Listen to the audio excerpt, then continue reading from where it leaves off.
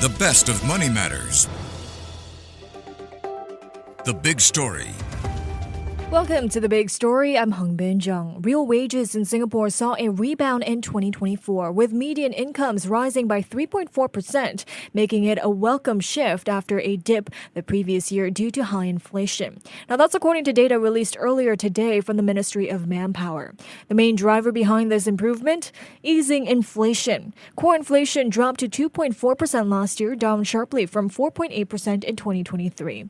But as global uncertainties, ranging from geopolitical tensions to shaking trade dynamics, what does this mean for wage trends for the rest of 2025? Could high wages trigger ripple effects elsewhere? Well, to help us make sense of what's next for Singapore's labor market is Aurobindo Ghosh, who is the Assistant Professor of Finance at Chian School of Business at the Singapore Management University. Hi, Professor Ghosh. Welcome to the show. Thank you so much for having me. Thank you so much for joining us. Professor, after accounting for inflation, which eased from 2023, real wages grew 3.2% in 2024, up from 0.4% in 2023. How should we interpret the 3.2% real wage growth in 2024? Does this indicate that Singapore has seen a strong economic recovery, or are there other factors at play? Well, actually, the real wage rate that you see is basically the nominal wage rate when you subtract out the inflation rate from there. So, of course, as you've seen globally, the inflation rate has been coming down quite substantially, and Singapore is no different.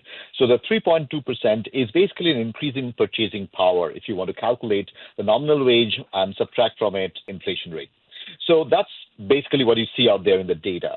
Now, the other part, which is, whether this is kind of signaling a stronger growth in Singapore, to some extent, possibly yes, but more importantly, the inflation coming down is probably playing a bigger role than the growth rate story itself. So there are different factors which could be there. One obvious challenge is cost of living going up is something that companies and particularly employers are very much aware of. So they are trying to see if they can bump up to keep their better employees sort of happier so that they can kind of deal better with the cost of living changes. On that note then, Professor, are wage increases in Singapore on a sustainable path to keep up with inflation in the coming years? Well, that's really $1 million question. It's harder to say that how different type of protectionist and other measures that are at play right now globally will have an impact on growth and in particular growth in Singapore.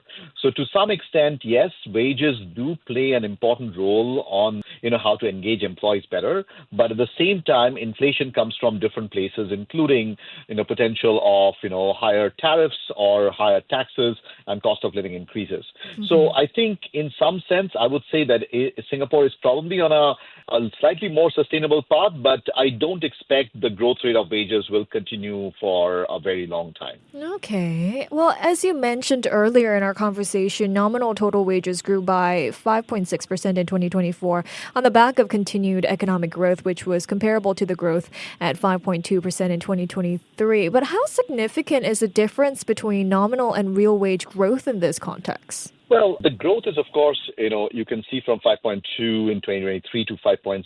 It is quite a bit, given that all the other things that are going on around the world. But at the same time, I think cost of living pressures are one of the biggest challenges that companies are grappling with right now.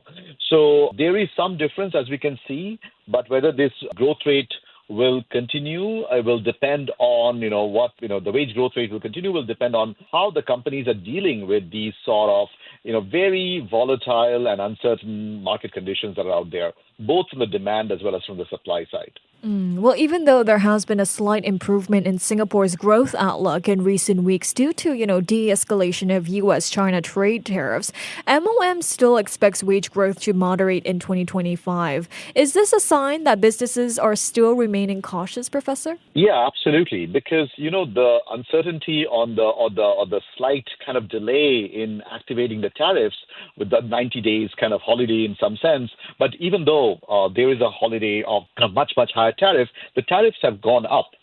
So because of that, there is cost pressures on the companies because they have to secure their supply chain too. And they want to make sure that they are sustainable in the long run. Okay. So in some sense, it's better for them to be cautiously optimistic. All right. Right. Well, MOM's forward-looking survey conducted in the first quarter of this year indicated a decline in the share of firms planning wage increases. Now, the proportion of firms intending to do so dropped to 22% in March 2025 from 32% in December 2024. What do these trends signal? I mean, what does it suggest about employer confidence and economic expectations? So, companies, as I mentioned, are being cautiously optimistic. While they are going to be happy to, pass on some of these higher, dividends to their employees as well, but they have to be a little careful. So they have to figure out how to sustain themselves in this long-term, I would say very volatile and uncertain policy environment. So the political uncertainty or the policy uncertainty is definitely one thing that is playing on their mind. So they are being a little bit more cautious in divvying up the significant amount of growth that they have seen in some of their profits, particularly post-pandemic, back as salaries. They might want to keep it for, if I may call it, for rainy days if there is indeed a cost pressure that goes up for them. Well, meanwhile, Professor, wage growth in the manufacturing and wholesale trade industries were below average, coming in at about 5.1% and 4.2% respectively due to the ongoing geopolitical and trade tensions. How exposed is Singapore's wage outlook to external shocks given the current global unrest? Well, being a small open economy, we do get affected by any of the uncertainties that can pan out and manifest anywhere in the world. And particularly given that our two biggest partners and the two, not biggest, but the big partners and two of the biggest economies in the world, in the US and China, are at significant conflict with each other, at least geopolitically. So that does have exposure to Singapore.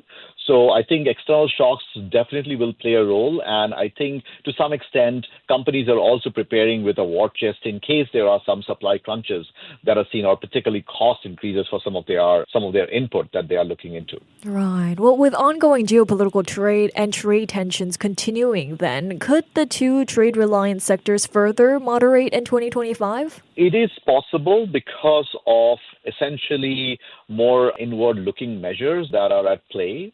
But at the same time, we are all being cautiously optimistic that there isn't going to be a longer-term downturn, even if there is something that is coming up. So U.S. seems to have avoided it to some extent, but still it's getting very, very uncertain about, how things will pan out. Well, whether or what is the level of tariffs that will be there is only we can tell in future. Well, at the same time, policy factors such as increases in the local qualifying salary and the implementation of progressive wage model initiatives reportedly contributed to the uplift in wages of lower income employees.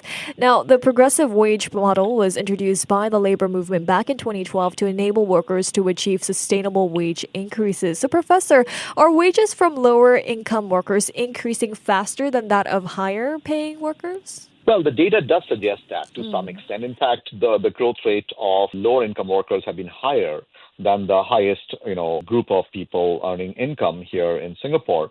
And a part of this also is because maybe the base for the lower income worker is much lower. So even to meet the daily cost of living changes, it will be difficult for them unless their wage actually increases at a faster clip. So that could be definitely one of them. So yes, we are seeing lower income workers having the earnings are increasing faster than some of the higher paying ones. Well, to what extent do policies like the PWM and increases in Singapore's qualifying salary influenced wage growth among lower income workers? So one is the strategic reason for it, to make sure that in the progressive wage model that lower income workers get upgraded their skills and also have a higher salary. And having a tighter job market out there might also help their increase of salaries as well to a faster clip, as I mentioned. So they are not competing with the others coming from outside where they might have a lower salary expectation.